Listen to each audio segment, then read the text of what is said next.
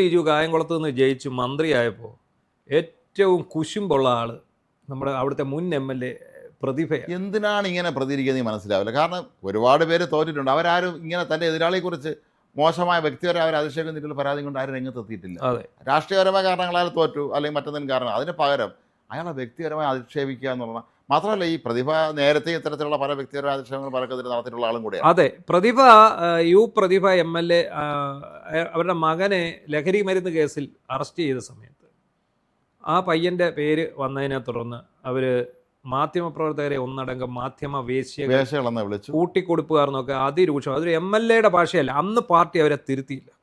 അതെ. ഇപ്പം എന്ത് സംഭവിച്ചു? ഈ തോറ്റ് കഴിഞ്ഞപ്പോൾ അവർ വെള്ളാപ്പള്ളി നടേശൻ്റെ നെഞ്ചത്തോട് കയറി. പക്ഷെ വെള്ളാപ്പള്ളി കൃത്യമായ മറുപടി കൊടുത്തു. വെള്ളാപ്പള്ളി കയറിയെന്ന് മാത്രമല്ല, വെള്ളാപ്പള്ളി കൃത്യമായ മറുപടി കൊടുത്തു. മോൻ കഞ്ചാവ് വലിക്കാൻ പോകുമ്പം അറിയണമായിരുന്നു. അത് മാത്രമല്ല, അവരുടെ നാസർ എന്ന് പറയുന്ന ജില്ലാ സെക്രട്ടറി എന്ത് ചെയ്തു?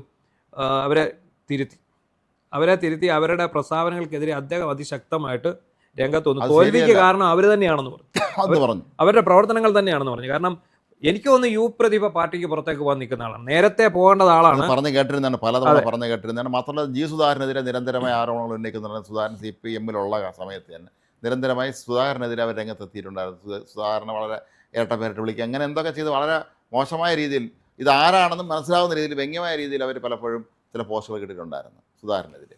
അപ്പോൾ അതുമൊക്കെ തന്നെ ഒരു വളരെ പ്രധാനപ്പെട്ട ഘടകമായി മാറി. അതിന് പകരം ലിജു കരഞ്ഞ് വിളിച്ചാണ് ജയിച്ചതെന്ന് പറയുന്നത് അതിൽ ശരിയായ നടപടിയല്ലേ?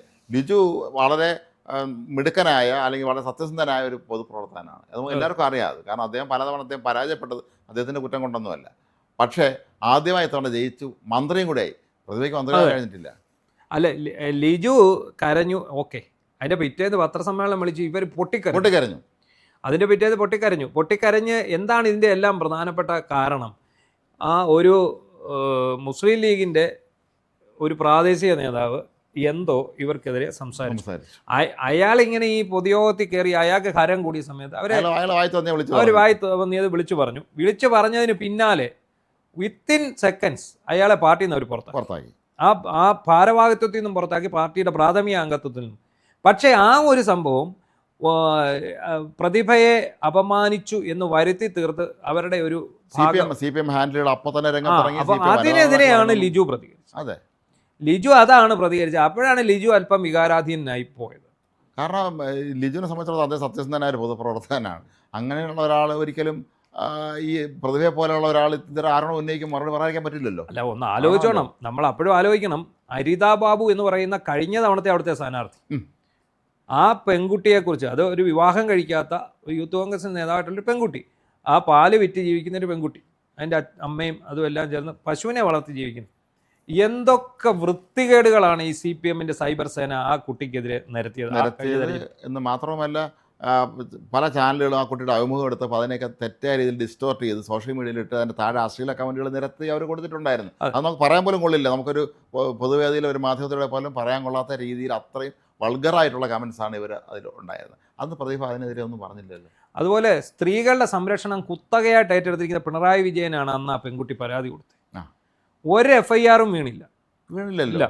അപ്പം അതേസമയം കോൺഗ്രസ്സുകാരായിട്ടുള്ള പെൺകുട്ടികൾ രാഹുൽ മാങ്കൂട്ടത്തിനെതിരെ കൊണ്ടുകൊടുത്ത പരാതിയിൽ അപ്പോൾ FIR ഇല്ലേ, അതിനകത്തൊക്കെ FIR വീണു. അപ്പോൾ ഈ എന്താണ് ആ ഒരു ഇരട്ടത്താപ്പാണ് നമുക്ക് മനസ്സിലാക്കേണ്ടത്. നിങ്ങൾക്ക് ആരെ എന്തും പറയാം. അപ്പോൾ എന്നിട്ട് ഞങ്ങളെ ഇത് ചെയ്യരുത്, ഞങ്ങൾക്കെതിരെ ഈ ആക്രമണം വരുമ്പോൾ അത് ഞങ്ങൾക്ക് സഹിക്കാൻ കഴിയില്ല. ഇപ്പൊ എന്താണ് ശരിക്കും സംഭവിച്ചിരുന്നത്? മാത്രമല്ല അവരുടെ മകന്റെ കേസ് വന്നപ്പോൾ നമുക്കറിയാം, അവസാനം ആ കേസെടുത്ത് CIക്ക് പണി കിട്ടി. അല്ല, ആ കേസിന്റെ ഒരു മെറിറ്റ് നമ്മൾ അതിനകത്ത് ഒരു മാധ്യമങ്ങളും കയ്യിൽ നിന്നിട്ട് കൊടുത്തതല്ല. അത് അന്ന് ഏതോ ചാനലിന്റെ ഒരു റിപ്പോർട്ടറെ ഇവർ വ്യക്തിപരമായിട്ട് അധിക്ഷേപിച്ചു. വ്യക്തിപരമായിട്ട് അധിക്ഷേപിക്കുന്നത് നമ്മൾ കണ്ടു. അവരുടെ പേര് പറഞ്ഞ് ഇവർ ലൈവ് വന്നു. അന്ന് ഈ പയ്യൻ്റെ പേര് കനവോ അങ്ങനെ കണ്ട് പറഞ്ഞിട്ടൊരു പേരാ. ഈ പയ്യനെ അവരുടെ കൂടെ പിടിക്കുമ്പോൾ അവരുടെ കയ്യിൽ കഞ്ചാവ് ഉണ്ടായിരുന്നു.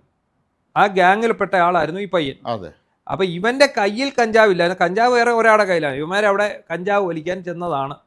എക്സൈസ് സംഘം കയ്യോടെ പിടിക്കുന്നു. MLA-യുടെ മകനാണെന്നും അവർക്കറിയത്തില്ല. ഇത് വെച്ച് ഇടുന്നു.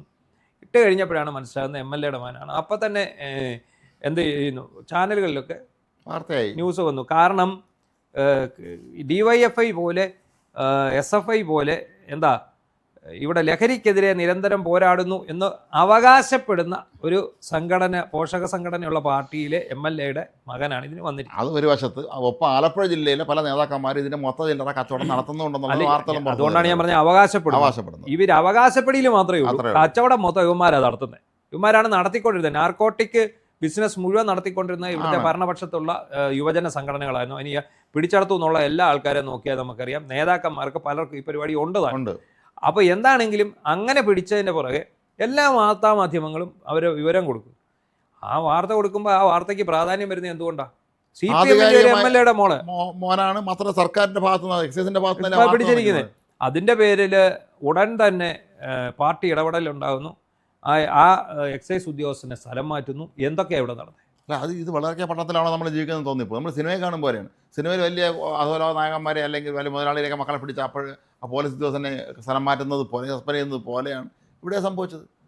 എന്നിട്ട് നമ്മുടെ നാട്ടിൽ പ്രതികരിച്ചില്ല എന്നുള്ള മറ്റൊരു. എന്നിട്ട് അന്ന് ഇവർ ഇതുപോലെ വികാരാധീനരായിക്കൊണ്ട് ഈ നാട്ടിലുള്ള സകലമാന മാധ്യമങ്ങളെയും വളരെ മോശമായ ഭാഷയിൽ വിശേഷിപ്പിച്ചുകൊണ്ട് കരഞ്ഞു വിളിച്ച് ലൈവ് ഇട്ടു. ആ കരച്ചിൽ വെറുതെ ആയിരുന്നു.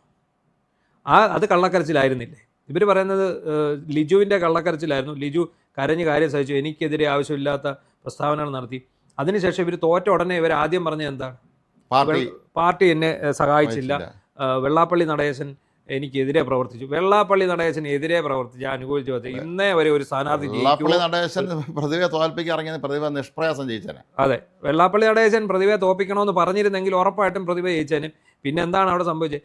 ഇവരുടെ ഈ അഹങ്കാരവും ധാർഷ്ട്യവും കാരണം ജനം ഇവരുടെ തനി നിറം കണ്ടു മനസ്സിലാക്കി. അതാണ് മനസ്സിലാക്കേണ്ടത്. നമ്മൾ ലിജുവിനെയും പ്രതിഭയും തമ്മിൽ ജനങ്ങൾ താരതമ്യം ചെയ്തു ആരെ വേണമെന്നുള്ളത്. ലിജു നേരത്തെ മത്സരിച്ചിട്ടുള്ള ആൾ തന്നെയാണ്. അദ്ദേഹം അന്ന് വിജയിച്ചിരുന്നില്ല എന്ന് പറഞ്ഞുകൊണ്ട് അദ്ദേഹം ജയിക്കുമ്പോൾ ഇത് ജയിച്ചത് കരഞ്ഞതുകൊണ്ട്, ഒരു കരച്ചിലുകൊണ്ട് ജയിക്കുമെങ്കിൽ ഇവിടെയുള്ള സ്ഥാനാർത്ഥികളെല്ലാം കരഞ്ഞാൽ മറ്റ് അങ്ങനെയാണെങ്കിൽ അടൂര് UDF സ്ഥാനാർത്ഥി കരഞ്ഞല്ലോ. ആ കരച്ചിലുകൊണ്ടാണോ അദ്ദേഹം ജയിച്ചത്? അതിന് മുമ്പലത്തെ വർഷം UDF സ്ഥാനാർത്ഥിയായിരുന്ന MG കണ്ണ അടൂര്, അദ്ദേഹം ഇതേപോലെ വ്യാജ പ്രചരണങ്ങളിൽ പോയിട്ട് കരഞ്ഞു. പക്ഷേ അദ്ദേഹത്തിന് അത് ജയിക്കാൻ സാധിച്ചില്ല. ഇത്തവണത്തെ സ്ഥാനാർത്ഥി കരഞ്ഞു. അപ്പൊ കരച്ചിൽ കൊണ്ട് ജയിച്ചു എന്ന് നമുക്ക് പറയാം. എന്ന് പറഞ്ഞ ഇവരെ ഏറ്റവും വലിയ നേതാക്കൾ ഒരാളെന്ന് TV രാജേഷ് അസംബ്ലി രൂപ കിടന്ന് പൊട്ടിക്കരഞ്ഞു.